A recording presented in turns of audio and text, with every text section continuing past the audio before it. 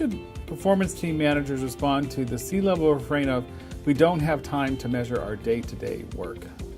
I think it's important that we understand our key metrics, our key deliverables. It helps to educate our managers, the firm itself. So it's very important to tell the story as to articulate the resources needed, what the functions that we're providing, the value add, the benefits that we provide. So I do think it's important to have the right metrics and to have the right kind of framework to kind of articulate that up to management. How should performance teams avoid an association with being widget producers when implementing metrics and measurement methods? Yeah, so hopefully you have the right metrics to articulate what is truly a commoditized type of value, and then you can approach that commoditized track of work with the appropriate automation.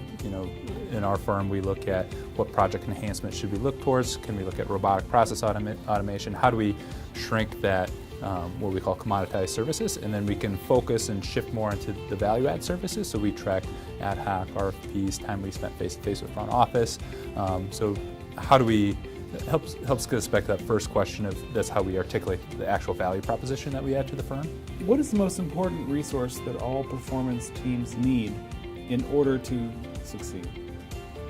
Yeah, I think there's a lot of different ways you can respond to that. I think it's important to be supported from an operations standpoint. That's something that our team has evolved through.